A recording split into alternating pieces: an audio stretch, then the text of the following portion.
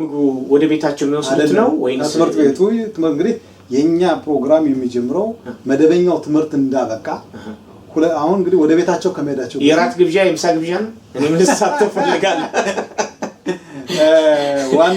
ዋናው ምንድነው ልጆች ከትምህርት ቤት ሲማሩ ከቆዩ በኋላ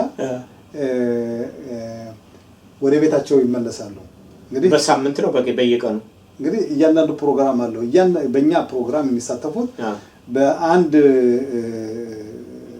ጠረጴዛ ዙሪያ ከ4 እስከ 9 ልጆች ናቸው እንግዲህ አንድ መምህር ደካማዎችን ባንድ ላይ መሐከለኛዎችን ባንድ ላይ ኃይለት ጎበዝ የሆኑ ተማሪዎች ባንድ ላይ ያደረገ ነው ያስተምር ያ ደግሞ እንደ ክፍሉ ነው ማለት 7ኛ እና 8ኛዎችን አንድ ላይ አደረገን እያንዳንዱ 7ኛ ክፍል እንደ ክፍል ደረጃው አሁን እንደዛ በሚሆንበት ሰዓት እንግዲህ አንድ ልጅ 4 ሰዓት የእርዳታ እንትን አለው የ4 ሰዓት የሳምንት እርዳታ ኦኬ በዚህ ሰዓት በሚቀርበት ሰዓት ከትምህርት ቤት ወደ ቤቱ ከመሄዱ በፊት መጀመሪያ ምግብ ይቀበላል ምግብ ከበላ በኋላ አስፈላጊውን የእንግሊዝኛ የማትማቲክስ የተለያዩ የቋንቋው ሊሆን ይችላል የተለያዩ የትምህርት ዘርፎችን እንዲያጠና እንዲከታተል እንዲጠይቅ ባለሙያዎችን እናቀርባለን እነዛ ናቸው እንግዲህ ከነሱ ጋር ሆነው ይሄን ነገር የሚያደርጉ ቅድም እንደነገርኩ እንግዲህ በፕሮጀክቱ አጭር መግለጫና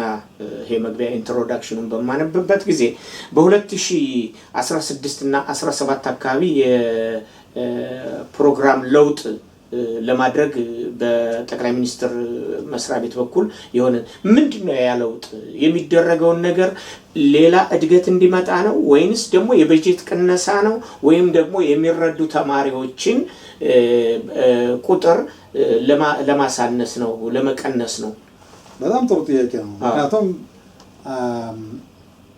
አንድ ህብረተሰብ እንግዲህ አዲስ ገቢ የተወሰነ ጊዜ አለው ያንን ጊዜውን ከጨረሰ በኋላ እንደማንኛውም ህብረተሰብ ኑሮውን ማካሄድ ይኖርበታል ያንን የሚያደርገው ለምንድነው ያ የሆነበት ለምንድነው ከኛ ከራሳችን ህብረተሰብ አንዳንድ ወጣቶች ምናምን ያሳባቀረው እኛ እንደ ማንኛውም እስራኤላዊ ዜጋንን እኛ ማንኛውም ነገር እርዳታ የሚባለውንም ብዙ ጊዜ ማንፈልግም ራሳችን በራሳችን መስተዳደር እንችላለን የሚል ሐሳብ አቀረቡ ያን ደግሞ ትክክል ሐሳብ አልነበረም በእርግጥ እነዛ ልጆች እንደዛ የሚሉትም የራሳቸው እርዳታ ተቀብለዋል እስከ አንደኛ ሁለተኛ ደረጃ ዲግሪ ደርሰዋል እነሱ እንደተቀበሉት ሌሎች ማግኘት ይኖርባቸው ነበር ነገር ግን እነሱ ያሰቡት ምንድነው እኛ እንደማንኛውም እስራኤላዊ ዜጋ እኩል ነን እኛ አነስና አይደለም አሁን እነሱ ያዩት በአስተያየታቸው ምናልባት በሌላ በኩል ትክክል ሊሆን ይችላል ግን በእኔ አስተያየት ያን ትክክል አልነበረም ያን በሚሆንበት ሰዓት መንግስት ተቃላ እንደገና የኢትዮጵያ ቀደም ያሳየው የዚህ አይነት ጥናት ይሄን ጥናት በሁለተኛ ደረጃ እንዲጠና ምን አይነት ፕሮግራሞች አሉ እነዚህ ፕሮግራሞች በትክክል ለህብረተሰቡ ተጀምሮ ያለቁ ተጀምሮ ያላለቁ እና እንደዛ ያደረጋቸው ችግር ምንድነው እነኛ ፈጥነው ለውጤት ሲበቁ እነኚህ ፕሮግራሞች ይወጡት ባሉበት የቀሩት ምንድነው እና ይሄ ሁሉ ጥያቄ አሁን ተቀረበ በኋላ በመጨረሻ ምንድነው የተወሰነው በተለይ ፕሮጀክት አልቦሚን በተመለከተ በ2016 ዓ.ም ባጀታችን አነስተኛ ነበረው ከፍተኛ ባጀት እንዲደረግ ነው በዚህ ፕሮግራም የበለጡ ልጆች እንዲሳተፉ ውሳኔ ተወሰነ ያ ውሳኔ ደግሞ እስከ 2020 ዓ.ም ቀጠለ ማለት 4 አመት ማለት ነው 4 አመት ከቀጠለ በኋላ እንደገና ደግሞ ግምጋሜ ይደረጋል አሁን ባለንበት አሁን ያለው 2025 ነው እንግዲህ በዚህ አመት ውስጥ የተለያዩ ፕሮግራሞችን በማካሄድ በአሁኑ ሰዓት ደግሞ በዚህ አመት ሌላ ውሳኔ ተወስኗል ምንድነው የትምህርት ሚኒስቴር ውሳኔ ምንድነው እኛ የፕሮጀክት አልቦሚን ስራ እናውቃለን ውጤት የሚያመጣውን ውጤት በጣም እንኮራለን ስለዚህ ማንኛውም ኢትዮጵያዊ የትምህርት እርዳታ የሚፈልግ በሙሉ በፕሮጀክት አልቦሚን አማካኝነት እየተሰጠው ከፍተኛውን የኮሌጅም ይሁን የዩኒቨርሲቲ ተማሪ እንዲሆን በፕሮጀክት አልቦሚን ቁጥጥር ስር እንዲሆን ብለው ወሰኑ ያን ሲወስኑ ግን እነሱም ባጀታቸውን አሳደጉ አሁን ሌላ ባጀት ማምጣት አለብን ሌላው ባጀት የሚመጣው ደግሞ ከተባበሩት ይሁዲዎች እንደገና ደግሞ በጎ አድራጊ ድርጅቶች እንደገና በጎ አድራጊ ሰዎች እነዚህ ግለሰቦች ለነዛ ለመድረስ ጊዜ አልነበረንም አሁን ያለው የሆነው ምንድነው ባለን በሁለቱ በመንግስትና በግዩስ ባደረግነው ገንዘብ በተለይ ወደ አሁን ያልኩን ቀደም ወደ 4500 ተማሪዎችን በዚህ ፕሮግራም እንዲገቡ አደረግን። ግን አስፈላጊ የሚፈልጉት በዚህ ፕሮግራም የሚፈልጉትና በዚህ ፕሮግራም መሳተፍ የሚችሉት የነበረው 8200 ተማሪዎች ናቸው። ይሄ ደግሞ ከ7ኛ እስከ 12ኛ ክፍል ያሉ ስንት ናቸው እድሜያቸው በዚህ ደረጃ ያሉ ልጆች ስንት ናቸው ብለን ግምገማ በምንወስድበት ጊዜ በዚህ እድሜ ወደ 17000 ኢትዮጵያኖች አሉ። እንግዲህ ከ17000 በዚህ ፕሮግራም እንደዚህ አይነት ፕሮግራም የሚፈልጉት 8200 ማለት ግማሹ ነው ማለት ነው። ግማሹ ራሱን የቻለ ወላጆቹ የሚያስተዳድሩት ወላጆቹ በቂ እርዳታ የሚሰጡት እና የዚህ አይነት ፕሮግራም የማያስፈልጋቸው ናቸው ብለን ግምጋሜ ላይ ደርሰን በዚህ መሰረት ስራውን እየሰራን ነው ያለው። በጣም ቆንጆ ነው። በሌላው በልኩ እንግዲህ ከዚህ ወጣም ባንል በዛው ዙሪያ ላይ እንግዲህ ከዚህ ከጀመርነው ወደዚህ ወደ ጀመርነው ውይይት እንድገባ እኔ በር የከፈተልኝና ሐሳቤም ወደዚህ ወደ ፕሮጀክቱ እንዳደርግ ያደረገኝ አንድ መጽሐፍ ባለፈው ሰጥተኝ ነበር ተገናኝተን በተለይም እኔ እናንተ ስነ ጽሁፍን በተመለከተ የድርሰት ስራን በተመለከተ 2 መጽሐፍቶችን ጽፈሃል። አንደኛው በእንግሊዝኛ 3 መጽሐፍቶችን ያው አንደኛው በእንግሊዝኛ 2ቱ በአማርኛ እነኛ መጽሐፍቶችን በተለያዩ አንባቢዎች ዘንድ በአውሮፓና በአሜሪካ ኢትዮጵያን ጨምሮ አድናቆትን ያተረፉ መጽሐፍቶች ናቸው። በዚህ እጅግ አድርጌ አመሰግናለሁ፣ አደንቃለሁ። ከዛ በተጨማሪ እንግዲህ አንተ የሰጠኝ the documentation of Ethiopian Jewish and their journey to the land of Israel ይሄ የጻፉት ለወጣቶች ልጆቹ ወላጆቻቸውን ኢንተርቪው አድርገው በመሆኑ ይሄ በጣም ስቦኛል። እኛ ልንገባበት እኛ ጸሐፊዎች ደራሲን ምናምን የምንለው ገብተን አንኳኩተን ጥያቄውን ማለትም የማህበረሰቡን ባህል፣ ወግ፣ እምነት ጠይቀን ማንረዳውን ነገር እነኚህ ተማሪዎች ይሄ መመሪያ ተሰጥቷቸው ይሁን አላቅም ገብተው ያን አድርገው በእንግሊዝኛ ይሄን በመጻፋቸው በጣም አስደስቶኛልና እስቲ ስለዚህ ፕሮጀክት ማለትም ስለዚህ ስለመጽሐፉ ያለህን ብትገልጽልኝ። በጣም ጥሩ ነው። ይህ መጽሐፍ የተጻፈው በእኛ ቀደም ባልኩት ተማሪዎቻችን እንግዲህ በጣም ጎበዝ ብርቱ ጠንካራ የሆኑ ልጆች እንዳሉ መገንዘብ የምንችለው በእንደዚህ አይነት ነገሮች ነው።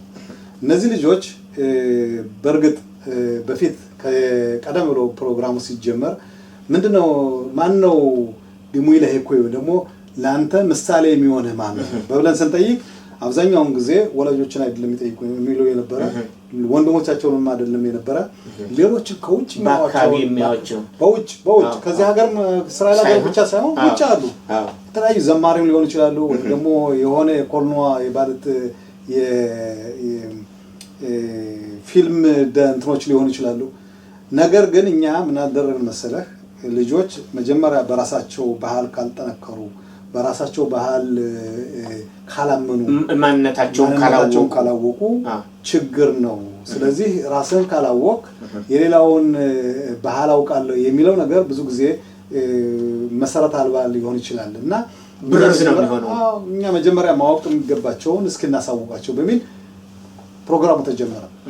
አሁን መጀመሪያ ትንሽ ልጆች ነበሩ ይሄን ፕሮግራም ሊከታተሉ የፈለጉት። ዛሬ ግን በአገር አቀፍ ደረጃ ሁሉም እኔም በዚህ ፕሮግራም መሳተፍ ፈልጋለሁ። ይሄ ፕሮግራም በጣም ጥሩ ነው። አንደኛ የወላጆቻቸውን ታሪክ በዚህ በመጽሐፍ ደረጃ አስቀምጠዋል። በሁለተኛ ደረጃ በዚህ ፕሮግራም ያየነው ምንድነው 4 ነገሮች ናቸው። ልጆች የኢትዮጵያን ታሪክና የኢትዮጵያን ይሁዶች ባህል አውቁ ነበር። ግማሾች እዚህ ተወለዱ ናቸው። ወደዚህ ሀገር ሲመጡትም ደግሞ እድሜያቸው አነስተኛ ነበር። የቋንቋም ችግር ነበር። አሁን እኛ ያደረግነው ምንድነው ትምህርት ሰጠናቸው። ኢትዮጵያ ምንድናት? ምን አይነት ሀገር ነበረች? እንዴት አይነት ባህል አለን? እንዴት አይነት ባህሎችስ ይሄ ባህልስ ምን አይነት ለህብረተሰባችን ጥንካሬ ነበረው የሚለውን በሙሉ ካስጠናናቸው በኋላ ከዛ እንደገና ምን አስተማርናቸው? የመጠየቅ የመስማት እንደገና ደግሞ የሰሙትን ነገር የመጻፍ የጻፉትን ነገር ደግሞ ቆመው ለጓደኞቻቸው ማስረዳት። እንግዲህ አሁን ቀደም እንደተናገርኩትኝ የኛ ፕሮግራም በዚህ ብቻ ሳይሆን ዩኒቨርሲቲ ልጆች ሲገቡ በዩኒቨርሲቲ ደረጃ ሁላችንም ነበር። መምህሮች እንትኖች የዩኒቨርሲቲ መምህሮች ብዙ ጊዜ በመናገር ነው እንጂ በመጻፍ አይደለም ልጆች የሚያስተምሩት። ስለዚህ እየተናገሩ አንተ ያን የሚናገሩትን ካልጻፍ ኖት የመያዝ ያንን ካልጻፍክ ምን እንደተነገረ ለወደፊቱ ምን እንደምታጠና አታውቅም። ስለዚህ እኛ እነዚህ ልጆች የምናዘጋጃቸው ምንድነው በዚህ አይነት ሁኔታ አሁን ሰው ሲጠይቁ ማዳመጥ ችሎታ ካላቸው ያዳመጡትን ደግሞ የመጻፍ ችሎታ ካላቸው የጻፉትን ደግሞ ለሌሎች የመናገር እና የማስረዳት ችሎታ ካላቸው የኢትዮጵያን ባህልና ቋንቋ በኢትዮጵያን የነበርንበትን ሁኔታ የማስረዳት የኢትዮጵያ ይሁዳውያን ባህል ለባገሪቱ ደረጃ ውስጥ የነበረው አኗኗራቸው የሙያ ክህሎታቸው የፈጠራ ችሎታቸው የነበረውን ስለዚህ ያንን በትምህርት ቤት ደረጃ ትምህርት እንዲሰጥ ይሄ አሁን ያስከው መጽሐፍ በትምህርት ቤት ደረጃ አሁን እየተማሩበት ነው። እያንዳንዱ በዚህ አይነት ደረጃ ወደ 6 መጽሐፍ አውጥተናል። 6 መጽሐፍ ማለት ደግሞ ይሄ አሁን የ2022 እና 2023 ዓመተ ምህረት ነው። ከዚህ በፊት ሳለ የዚህ መጽሐፍ የጀመርነው በ2020 እስከ 2020 ስንት መጽሐፎች ወጥተዋል? 6 መጽሐፍ። ይሄ መድበሉ በጣም ትልቅ ነው። ለምሳሌ ምን መሰለ ይሄ አሁን በ624 ገጾች የተካተተ መጽሐፍ ነው። በውስጡ ብዙ ነገሮች አሉ። እንግዲህ መጽሐፍ ስንል ምን አለ መሰለ አእምሯቸው ከበሰለና አስተሳሰባቸው ከነጠረ ሰዎች ጋር ሸንጎ መቀመጥ የምንችለው በመጽሐፍት አማካኝነት ነው። እኔም ደግሞ ይሄ መጽሐፍ ካንተ ስወስድ እንግዲህ የበለጠ ወደዚህ ፕሮጀክቱን እንዳቅና በፕሮጀክቱ ውስጥ ያለውን እንቅስቃሴ እንድረዳ ካደረገኝ ነገር ውስጥ ይሄ መጽሐፍ አንዱ ነው። ካንተ ብዙ ነገሮችን እሰማለሁ። በእርግጥ እንደማንኛውም የድርጅት ዳይሬክተር ወይም አስተዳዳሪ ነው ማለት እና በመጽሐፍት ማዕድ ዙሪያ ስንቀመጥ ጠቢባን ያናግሩናል። ፈላስፎች ወደ አእምሯቸው ጓዳ ይዘውን ይገባሉ። ይሄን መጽሐፍ ሳነብ ይሄን የሰጠኝን ሳነብ እስካሁን ድረስ ለምን እንዲህ አልጻፍኩ ያልኩበት ጊዜ ነው። በርካታ መጽሐፍቶችን ጽፌያለሁ። በርካታ መጽሐፍቶችን ኤዲት አድርጌያለሁ። በርካታ ጽሁፎችን አድርጌያለሁ። እንዲህ ግን በበሰለ ደረጃ አላገኘሁም እና አድናቆቴ የላቀ ነው። ከዚሁ ጋር በተያያዘ እኔ አሁን ለድርጅቱም ለአስተዳዳሪውም ማቀርበው አንድ ነገር አለ። በኢትዮጵያ ይሁዳውያን ወይም ደግሞ በቤተ እስራኤል በኩል በርካታ መጽሐፍቶች ተጽፈዋል። ከግለ ታሪክ ጀምሮ የኛ ባዮግራፊ እንደምንለው ከዛ ጀምሮ እነኚህ መጽሐፍቶች ከተጻፉ በኋላ ያንተንም ጨምሮ ማለት ነው የምረቃ ሰዓት ላይ ለገበያ ከምናቀርባቸው 20 እና 30 ወይም 100 መጽሐፍቶች ውጪ አንደኛ መጽሐፉን የምንሸጥበት የማከፋፈያ ቦታ የለም። እዚህ ቢኖርም የዱቄትና የበርበሬ መሸጫ ነው። እኔ መጽሐፌን እዛ ላስቀምጥም ይቅርታ አድርግልኝ። ስለዚህ አሁን እነኚህን መጽሐፍቶች መርጠን ያጻጻፍ ስልታቸውን የታሪክ ፍሰቱን የድርሰት ብስለቱን እየመረጥን ካንተ ጋር ለህብረተሰቡ መልሰን ልክ እንደዚህ እየተገናኘን ብናሰማ ወይም ብናቀር ምን ትላለህ? አሁን የተናገርከው ሐሳብ በጣም ትልቅ ሐሳብ ነው። ይሄም ደግሞ ብዙ ትምህርቶችን ይሰጣል። የማያውቁትን ነገር እንዲያውቁ ያደርጋል።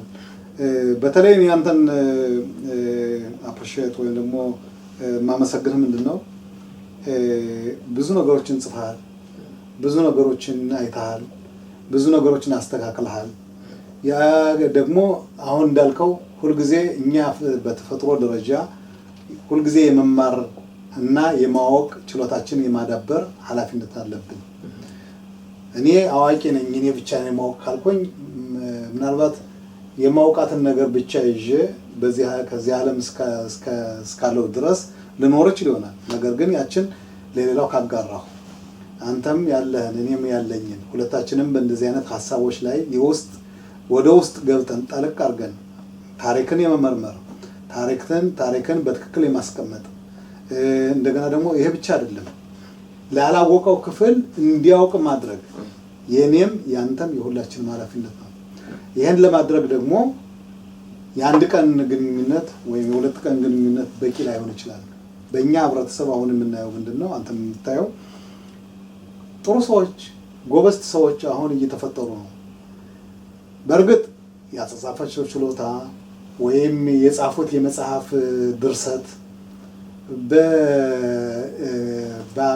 በተለያዩ በትምህርት በመጽሐፍ ደረጃ በሚገመገምበት ሰዓት ምናልባት የዛን ብቁ ላይሆን ይችላል። ነገር ግን በመጽሐፋቸው ብቻ ዛሬ የጻፉትን ነገ ማስተካከል ይቻላል። ዛሬ የተጻፈውን ነገር ነገ ማህቃር ምንድነው ሪሰርች ማድረግ ይቻላል፣ ጥናታዊ ማድረግ ይቻላል። ምናልባት እነሱ ትንሽ ነገሮችን ሰምተው ወይም አውቆ ሊሆን ይችላል። ያን ያወቁትን ነገር ደግሞ በስፋት እነሱም ሊያደርጉት ይችላሉ። ወይም ደግሞ ሌሎቹ የእነሱ መጽሐፍቶች ወስደው እያጠኑ እንደዚህ እኮ ተባለ። አሁን እኛ እኮ ችግራችን ምንድነው? የኢትዮጵያ የወደች ችግር አንድ ትልቁ ችግራችን አንድ ነገር በመጽሐፍበት ሰዓት ማስረጃ ምንድነው ይላል። አሁን ማስረጃ እኛ ብናውቀው በቃል ሲወርድ ከምድጃው አካባቢ ቁጭ ብለን የሰማነውን የተረዳነውን እንዲህ ነበር እያሉ ያወሩትን እነዛ ነው እንግዲህ አሰባስበን ለጻፈው የጻፍናቸው መሰረታዊ የሆነ ማህቃር ያን ነገር በተለይ አንዳንድ ሰዎች ማህቃር ጻፍነ ምናምን ይላሉ። ነገር ግን ምናልባት ያን ወይ ገዝኗል ወይ የቀረው ነገር አለ። እነዛ ሰዎች የጻፉት ነገር ትክክል ነው አይደለም የሚለው ምርምርም የለም። ስለዚህ የነዛም የጻፉትንም ቢሆን እንደዚህ አሉ ብሎ የኛም ወስደን የጻፍናቸው ነገሮች በአሁኑ ሰዓት በተለይ ወጣለቅ ብለን የማወቅ የመረዳት የማስረዳት ችሎታ እስከሌለን ድረስ በኢትዮጵያ የይሁዲዎች ታሪክ ብዙ ጊዜ አሁን ይነገራል። ብዙ ሰዎች ጽፈዋል። እኛ ቀድሞ መጀመሪያ እስራኤል ሀገር እንደመጣን እንዴት ናችሁ እንዴት ብላችሁ መጣችሁ ባህላችሁ ምን ነበር ባህላቶች እንዴት አይከበራሉ በሚለው ሰዓት ዝም እኛ የብራስ ችሎታችንን ይዛን ያህል ነበር። ሰባብረን እንናገራለን። የሚሰማው ሰውዬ ያንን ይጽፋል። የጻፈው ነገር ደግሞ ትክክል ሆኖ ይቀርባል። ያ ግን ትክክል አይደለም። አሁን እኛ በስለናል፣ አውቀናል፣ ተደራጅተናል። የእስራኤልን ሀገር የትምህርት ዓለም አይተናል፣ ግንዛቤ ወስደናል። የታሪክ ዳታ አሰባሰብን ግንዛቤ ያለን አሁን ያለን አማራጭ ምንድነው? ያንን የምናውቃቸው ነገሮች በአንድ ላይ ሰብሰብ ብለን እስኪ ታሪካችንን እንወቅ፣ ታሪካችንን እንመርምር። አንዱ ለምሳሌ ስለ ቅዳሜ የተለያዩ ነገሮች ሊጽፍ ይችላል። ቅዳሜ ማለት ምን እንደሆነ ከምናገኘው ምናምን በሚባል በዚህ ግን ምናልባት ከመጽሐፍ ቅዱስ ሊል ይችላል። በመጽሐፍ ቅዱስ ያው ቅዳሜን አክብር ምናምን ብቻ ነው፣ ሰንበት አክብር። ግን የአከባበር ሂደቱ ምን እንደነበረ በኢትዮጵያ ያን ነው እንግዲህ አሁን እኛ እኮ ሪሰርች የምናደርገው እኮ የዚህ አይነት ነገር ነው። ምናልባት ሰዎች ያንን ነገር ሰምተው ዝም ሊጽፉት ይችላሉ። ያን ትክክል አይደለም፣ የባህላችን አይደለም። ለምሳሌ አሁን ስግድ በዓልን ስትወስድ በየዓመቱ በደመቀ ሁኔታ አሁን ባለፈው ሳምንትም ተከብሯል። በ90ዎቹ በ92 በ94 እስከ ብሔራዊ በዓልነት እስከሚከበርበት ድረስ ይሄን ያደረጉ ወንድሞቻችን አመሰግናለሁ። እኔም አንዱ በዛ ውስጥ እንትን ነበር። ምንድነው ይህ በዓል ባህላዊ እንጂ መንፈሳዊ አይደለም የሚል ነበር። ይሄ በአውሮፓና በአሜሪካ የመጡ ይሁዳውያን ስለ ስግድ በዓል የሚያውቁት ነገር የለም፣ ፍጹም መጽሐፍ ቅዱሳዊ አይሉም ነበር። ነገር ግን በእኛ ያው እንግዲህ በተወላጆቹ ፍጹም ባህላዊ ሳይሆን መንፈሳዊ በዓል መሆኑን ነህምያና እዝራ በዘመናቸው የይሁዳውያን የእናት አባቶቻችን ሃይማኖትና መጽሐፍ ቅዱስን እንዳይረሱ ተራራ ላይ የወጡ አንድ ቀን ሙሉ በጾም በጸሎት ሲውሉ መጽሐፍ ቅዱስን ሲያጠኑ እንደነበር ሲያዳምጡ እንደነበር ያ ነው መሰረታችን። በእርግጥም እንግዲህ አንዳንድ የእምነት ሰዎች ይሄ ነው ከነባሩና ከአሜሪካና ከአውሮፓ የመጣው ይሄን ሲገነዘብ ረስተነው የነበረው ነገር ነው አሉ። ይሄ ትክክል ነው፣ አሁን ቆንጆ ነው የኛ እንደዚህ ማክበሩ። ዋናው ደግሞ የመገለጫችን የሆነው አሁን ይሄ ስግድ በዓል ነው። በሌላ መልኩ እኔ አንድ ምትከራከረኝ ሰው ነበረች፣ ዶክተሬት አግኝታለች በዚህ በእኛ ማህበረሰብ ውስጥ ጽሁፏ የተዛባ ነው። እኔም አልደግፈው ነገር አለ። ለምሳሌ አሁን ጋብቻን በተመለከተ የቤተ እስራኤል ሴት በ22 ዓመቷ ነው የምትዳር የሚል እንትን ይዛ ቀርባ አንድ ጊዜ አሜሪካ ውስጥ ነው የሆነ ገለጻ ምናምን እንትን ሲደረግ እዛ ስትናገር ነው ብዬ ጮኩ ነኝ። እና ከዛ በኋላ እንደዚህ አይደለም ብዬ እኔ እንትን ሳደርግ ጠሩኝና ጊብሂም አሉ፣ ስጡት ይናገራሉ። አንተም እኔም እንደምናውቀው በማህበረሰብ ተወላጅነታችን እንኳንስ ተወልዳ ልጅ አባቶቻችን እንደሚነግሩን አንተና እኔ ፍቅር ካለና የጋብቻ እንትናችን የሚፈቅድ ከሆነ ባለቤት ስታረግስ በሆዷ ውስጥ ያለው ልጅ ምናልባት በድሌ ሴት ከሆነች ለልጄ ብሎ መተጫጨት ሁሉ እንደነበረ ነው የተናገርኩት። ገብቷል? ስለዚህ አሁን እኔ በእንግሊዝኛ ቤተ እስራኤል yesterday and today ብዬ ከጻፍኩ በኋላ ቀጥታ ቤቷ ሄጄ ነው የሰጠኋት። ካነበበች በኋላ በሶስተኛው ቀን ደውላ ምን አለ እስክንሞት ብትጠብቀን ነው ያለች። ገብቷል? አሁን ነገሮች እንትን እየተስተካከሉ ልፈልጌ ነው። አሁን ጸሐፊዎች አሉን የደራሲነት ደረጃ ላይ ሲደርሱ ድረስ እንጠብቃለን። ቅድም እንዳልከው እንደተነጋገር ነው ይሄን እድል ብትሰጡንና ልክ እንዲህ እንዳንተ አብረን መጽሐፍቶችን እየገመገም በቅደም ተከተል ህዝቡ መጽሐፉን እንጂ የታሪኩን ሂደት ስለማያውቅ አንደኛ የውጭ ዓለም እንዲያውቅ ያደርጋል።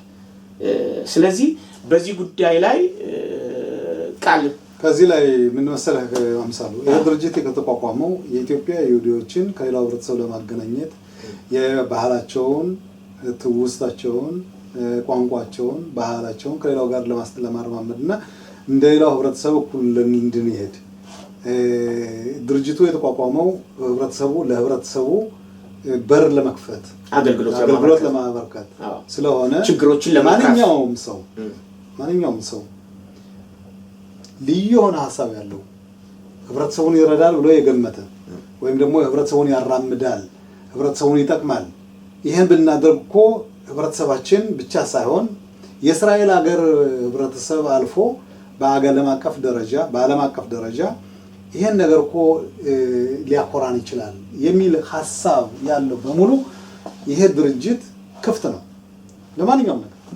ይሄን ደግሞ አሁን ያቀረብኩት ሐሳብ በተለይ ይሄ የእውቀት አድማስ እውቀትን ማስፋት ስለሆነ መጽሐፍ ተጽፎ ታሪኩን ለባለ ታሪኩ መተረክ ብዲው አሁን እንግዲህ መጽሐፍ ተጽፎ ከቤት ከተቀመጠ ዋጋ የለውም። ከመጽሐፍ ተጽፎ ግን ለህብረተሰቡ ትንሽ የተወሰነ ስህተትን ቢኖረው ለሌላው ህብረተሰብ ከተላለፈ ያን ህብረተሰቡ አንቦ በተለይ በአሁኑ ሰዓት አንድ ትልቁ ችግራችን ህብረተሰቡ የማንበብ ችሎታ የለውም ማለት ህብረተሰቡ ኢትዮጵያ ይሁዶች ብቻ አይደለም በአገር አቀፍ ደረጃ ስንመለከት ቲክቶከር ነው አሁን ያለው አሁን የምናየው ምንድነው በተለይ ዋትስአፕ ትዊተር ሌላው የማድመጥ እንጂ አንብቦ ግንዛቤ ወስዶ ለዛ ይሄ ነው ወይ እንዲህ ብሎ እንትን የሚያደርግ እንትን የለውም። ከዛም ተጨማሪ ለማየት የምትፈልገው ነገር ለአንድ ደቂቃ እንኳን ሙሉ እንትን የለውም ማለት ጊዜ የለህም። አሁን ያን ምንድነው አንድ ነገር ታያለህ ወደ ተሰልፈዋለህ አሁን ያን ያሳልፈው ነው እንግዲህ አሁን ብዙ ጊዜ ግን የተቀመጥክበት ሰዓት ብዙ ሰዓት ነው በጣም ነገር ግን ያየው ነገር የጨበጥከው ግንዛቤ ግን በጣም ትንሽ ነው ማለት ያን ደግሞ እውቀትን አሰፋው ማለት አይደለም አይን አየው ማለት ነው እንጂ አይን አየና ተረዳው ወይም ደግሞ ያን ነገር ወደ ከዛ ሄደ እንደገና ሌላው ላስተማር ነው ብለህ አይደለም እና አሁን ያቀረብከው ሐሳብ ምንድነው በተለይ እኛ የኢትዮጵያ ይሁዲዎችን አስመልክቶ የመጽሐፍ ችሎታ መጽሐፍቶችን የጻፏቸውን እያንዳንዱ እንዲሁ በዚህ እንደዚህ አይነት እድል ተከፍቶለት ቢያስረዳ ምናልባት ዛሬ ከቤት ውስጥ የተቀመጠው መጽሐፍ ሌላው ነገ እስኪ ይሄ በተለይ አሁን እነኚህ ልጆቹ እንደዚህ በእንግሊዝኛ እንደጻፉት አይነት እኛ ምርጥ ናቸው የምንላቸው መጽሐፍቶች ካዳመጡና ካዩ ቅድም እንዳልኩት የታሪኩን ስብስብ የዳታውን ዳታ ኢት ኢዝ ኤ ኮሌክሽን ኦፍ ኢንፎርሜሽን እንዴት አድርገው ኢንፎርሜሽን እንዳገኙ እነኚህ ልጆች ልክ በዛ አይነት ሁኔታ ይሄ አሁን ተዘጋጅቶ የሚመጣውን ነገር ወደ እንግሊዝኛም ሆነ ወደ ዕብራይስጥ የሚተረጉም ኃይል ፕሮጀክት አሎሚ እንዳፈራ ግንዛቤ ነው ስጃለሁ። ወደ ባዕድ መሄድ አንችልም አሁን ትክክል አሁን እኛ ለምሳሌ በሁለት ቋንቋዎች ነው መጽሐፍቶችን የምናወጣቸው በዕብራይስጥና በእንግሊዝኛ ነው የምናወጣው እንግሊዝኛው የእንግሊዝኛ መጽሐፍቶች የሚወጡትኝ አሜሪካ ውስጥ ላሉ ይሁዲዎች ነው የምናካፍለው ወይ ደግሞ አንዳንድ ጊዜ ከዚህም ቅድም አልመለስክልኝም ስንት መጽሐፍቶች አሏችሁ እስካሁን የተዘጋጁ 6 መጽሐፍቶች 6 አይነት መጽሐፍቶች ናቸው ከስድስቱ ውስጥ አሁን እንግዲህ አብዛኛዎቹ የመጀመሪያ እትም፣ ሁለተኛ እትም፣ ሶስተኛ እትም ነው ወይንስ እያንዳንዱ ያላቸው? እትም ነው። መጀመሪያው እትም፣ ሁለተኛ፣ ሶስተኛ፣ አራተኛ፣ አሁን ስድስተኛው እትም ነው አሁን ይወጣል። በጣም ቆንጆ። አሁን ይሄ እትም ደግሞ ለህብረተሰቡ ለዛ ልጆች ታሪካቸውን ይዘው እንዲያውቁ መጀመሪያ ለነሱ የምንሰጣቸው ደግሞ መጽሐፉ አይሸጥም። ለምን ማንሸጠው? አንደኛ ልጆች ራሳቸው የሰሩትን ማለት ፊል ኮንፊደንስ ማለት የራሳቸውን ከሙሉ ፍላጎት ጋር እንዲኖራቸው ደግሞ ታሪካቸው ደግሞ ቤታቸው እንዲቀመጥ ሌላው ላላወቀው ሰው እኛ እኮ እንዲያርገን ሰርተን ይኸው ፎቶግራፋቸው አመራራቸው ማንኛውም በተደገፈ ሁሉ ነገር ያን ነገር በሙሉ አሁን በህብረተሰባችን ውስጥ እንግዲህ አሁን ወደ ቢያንስ ወደ 5000 6000 7000 መጽሐፍቶች አሁን ተበትነዋል። እንግዲህ የድርሰት ዝንባሌ ያላቸው ልጆች አሉ። እንግዲህ ለወደፊት ነው የምናያቸው። አሁን እነዚህ ልጆች 10ኛ ክፍል ተማሪዎች ናቸው። የ10ኛ ክፍል 11ኛ 12ኛ ክፍል ጨርሰው አሁን ውትድርና ላይ የሚኖሩ ያሉ ከዛም እንደገና ውትድርናው ከጨረሱ ወደ ስራ ዓለም የተሰማሩ ሊኖሩ ይችላሉ። ምናልባት በነዛ ውስጥ ደግሞ ደራሲያን አብረው የሚደርሱ ሊኖሩ ይችላሉ። አናውቅም። እንግዲህ አሁን ያመጣው ሀሳብ ምናልባት እንደነዚህ አይነት ነገሮችን እነዛን ልጆች መልሰን ማግኘት እድል ያጋጥመን ይችላል። እውነት ነው። በጣም ቆንጆ ነው። እንግዲህ ይሄን እድልም ስለሰጣችሁኝ በአሉት የስነ ጽሁፍ የድርሰት ሰዎች ስም እጅግ አድርጌ አመሰግናለሁ። ድርጅቱ አንተም በድርጅቱ ስም ምስጋናችን እንግዲህ በጣም ነው አመሰግነው እና እንግዲህ ከሚቀጥለው ጊዜ ጀምሮ የመረጥናቸውን አንዳንድ መጽሐፍቶች የተጻፈ ነገር ሁሉ እውነት አይደለም። ከነኛ ውስጥ እንግዲህ የማህበረሰቡን እምነት፣ ባህል፣ ወግ፣ የጉዞ ሂደት በእስራኤል ሀገር ያለውን ያኗኗር ዘይቤ ከነባሩ የእስራኤል ማህበረሰብ ጋር ያለውን ውህደት የሚገልጹ አንዳንድ መጽሐፍቶች አሉ። እነሱም በየቀደም ተከተል ከነጸሐፊዎቻቸው እያመጣን እዚህ በክብር እንግድነት እንጋብዛቸዋለን። በጣም የሚያረካና በጣም የሚያስደስት ጊዜ ነው። ክቡራትና ክቡራን ተመልካቾቻችንና አድማጮቻችን ፕሮግራማችን ይሄን ይመስል ነበረ። ስለነበረን ጊዜ እጅግ አድርገን እናመሰግናለን። በድጋሜ ፕሮጀክት አሎሚ ዳይሬክተር አቶ ሮኒ አካሌ እጅግ አድርጌ አመሰግናለሁ። እንግዲህ መልካም እድል። አመሰግናለሁ። ታንክ ዩ